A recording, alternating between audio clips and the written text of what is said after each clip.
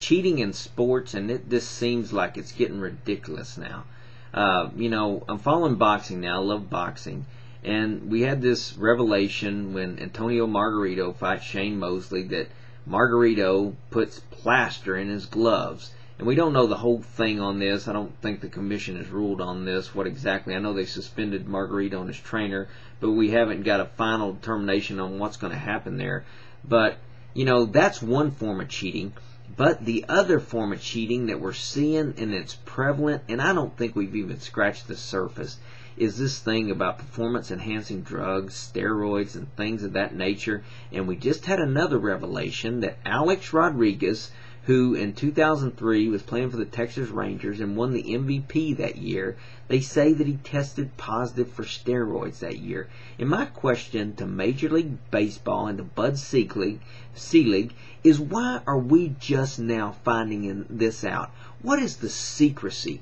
Why are we continuing to not investigate this fully? We're just having to find it out when Congress investigates it. It's just absurd.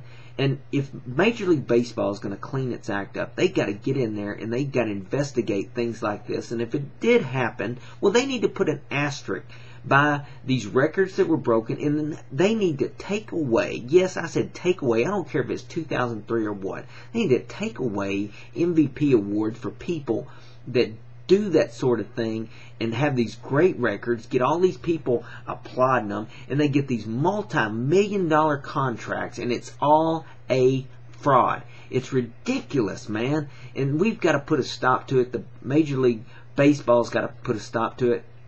And all these commissions, if these guys, the NFL as well, and I think NFL is starting to do a pretty good job with it, but as a fan, what we want when we watch a game is we want to see somebody who goes out and performs, put forth honest effort in training and preparing strategy, and we want to see who is the best man and who's going to win the game.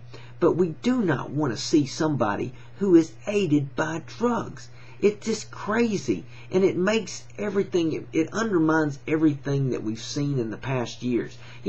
What a great excitement. I mean, I started following baseball again, and I hadn't for years, and I know this has been a while, but when Mark McGwire broke the record of Roger Maris, I mean, this is a great record, one that's been outstanding for a long time, and these guys, Sammy Sosa, Mark McGwire, come in and break it, and the whole world was following this, and then we come to find out it was all a stinking fraud.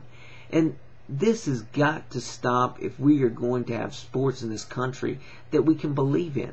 And like I say, I'm following boxing, and this thing about Margarito and the raps, I was upset about this, but I don't think that's the only thing that's going on in boxing. I got my website, boxing12.com, and I download pictures and I put them on the website, and I'm looking at some pictures of Pacquiao and Ricky Hatton, and I'm excited about that fight.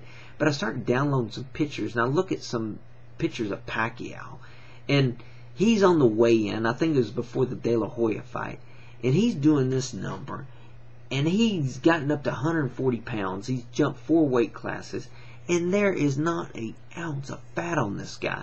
And I start asking myself the question, is this real or is this drugs? Is this some kind of steroid that's making this guy go up in weight class and not have an ounce of fat on him? And I know there's training, but let's get real, people. I mean, do you try, anybody that's ever worked out and you work out hard, do you see a body like that without the aid of something? No. And anybody that's gone to the gym, you see some guy, you can see him on steroids, and I'm just telling you, I'm not accusing anybody of anything, but it just seems fishy. And the same thing with Ricky Hatton. One of his fights he had recently against Castillo, Hatton puts Castillo down, and this is the same guy that fought Diego Corrales and fought in a war. Well, Hatton puts Castillo down with a punch to the rib cage.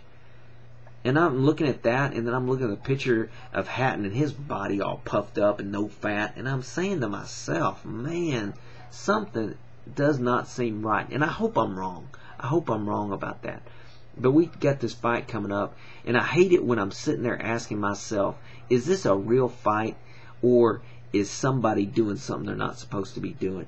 And like I say, as a fan, we want honest competition. And I'm beginning to, anytime somebody is doing something that is extraordinary, I'm starting to ask myself the question, is this guy taking drugs? And what we have to depend on is the commissioners in the leagues and the players' unions and all this to start enforcing things and putting things into place so we don't have this thing going on. Come on, baseball. Come on, football. Come on, boxing. Let's give us some honest competition. This is Rousey. For now, I'm out.